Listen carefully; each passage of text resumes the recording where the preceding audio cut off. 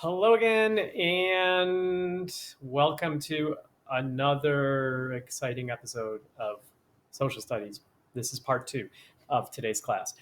So, this is going to be really quick. We've learned about the War of 1812. Now, if I have not returned to class yet and you are still listening, if you're still awake, we are just going to roll into the next part of the unit. So everything we're talking about from here for the next month or so. All this unit is the early to mid 1800s. Early to mid 1800s, basically meaning approximately 1800 to 1850. And there's going to be a lot of stuff going on here. Now, I'm not sure if you can see this, but this is just to catch up and put us in a little reference time frame, who is doing what, where people are, etc. So 1789, backing up, 1789 is not the early to mid 1800s, but it's a little bit before, but this puts things in context. George Washington becomes president, Canandaigua is established. 1790, Ben Franklin dies. Um, I believe he just died of old age. I don't think he was flying a kite and got hit by lightning. I don't think so. John Adams, 1796 is elected president. 1799, sadly, George Washington dies. Very traumatic event for our country. Jefferson elected president in 1800. 1804, of course, you already know Alexander Hamilton dies. James Madison elected president in 1808. 1809, Abraham Lincoln is born. We're getting into the next chapter of history here.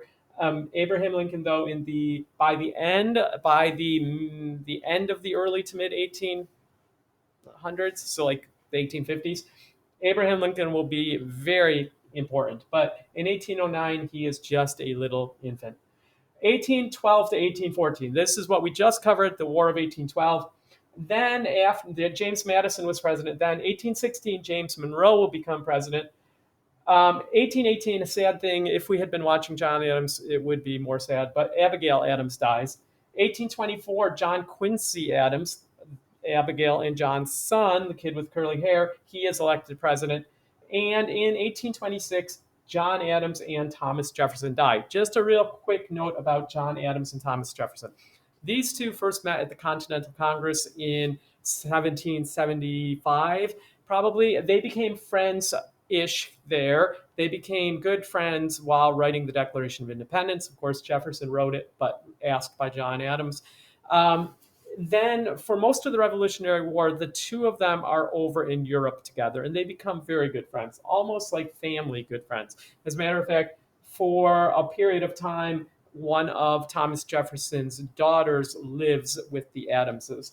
Um, the interesting thing is, though, when they come back here, and of course, there's the election. Thomas Jefferson becomes John Adams's vice president. They're different parties. Things start to sort of grow up. They start to grow apart there because of their different views. Because John Adams realizes that Thomas Jefferson wants to be president, and he's going to run for president, kind of.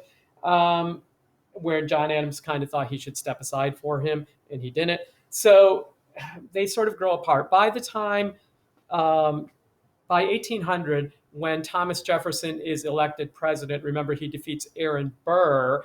John Adams comes in third. Aaron Burr becomes the vice president. John Adams, the Federalist era is over. John Adams can go home. He becomes one of only three presidents who does not attend his successor's inauguration when they were physically able. So we're not talking about people who died in office, but people. So John Adams, he gets up at 4 a.m. He does not follow George Washington's precedent of going to his successor's inauguration. John Adams leaves early in the morning, leaves Washington, D.C. on the morning that Jefferson is to be sworn in.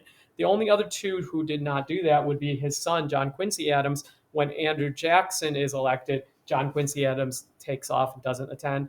And then in 2021, when Joe Biden was sworn in as president, Donald Trump was not there.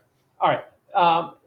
Back to the story of John Adams, Thomas Jefferson. So these two were no longer talking in 1800. Oops, sorry.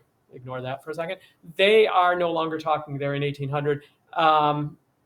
They go for about 10 years or so without having any communication whatsoever. They basically are strangers at this point. And then a mutual friend, Dr. Benjamin Rush, convinces them to start writing to one another, and they start corresponding. They start writing letters. Now, John Adams is up at his home in Massachusetts, and Thomas Jefferson is at his plantation Monticello down in Virginia. And for the next 12, 13 years or so, they write hundreds of letters back and forth. They're just constantly writing best pen pals. They are constantly writing to one another. These volumes, they've saved them all, and they fill up books now, and great resource for historians.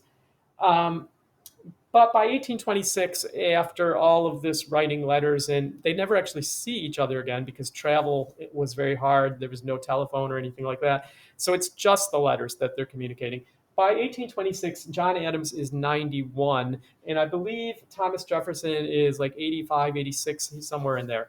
And they're both well, actually John Adams was very healthy right up until the last couple days. He was walking, he'd go for walks every day right up until the very end. But the last couple days, he was dying, and he holds off until July 4th, the 4th of July of 1826, and then he's growing weaker. He's in bed, and right before he passes away, supposedly his final words were, "At least Thomas Jefferson survives." Now, he didn't know it, but a few hours earlier down in Virginia, Thomas Jefferson had also passed away. So the two of them, just a strange coincidence, they both die on the same day. And that day is the 4th of July. And not just any 4th of July, but the 50th anniversary of our country. So, exactly 50 years after the Continental Congress approved the Declaration of Independence, John Adams and Thomas Jefferson pass away. All right, moving on, one more thing. Into the early mid 1800s, one of the things that's cool about the early to mid 1800s is that life is looking recognizable to us. This you may recognize is Main Street in Canandaigua. You know, if you went back in time this is in 1830, and if you went back in time to 1830 in Canandaigua, you'd be able to find your way around. There are a lot of houses in town, or houses and buildings in Canandaigua today that were built in the early to mid 1800s. So as we talk about the early to mid 1800s, it's keep in mind that these people were not so different than people today.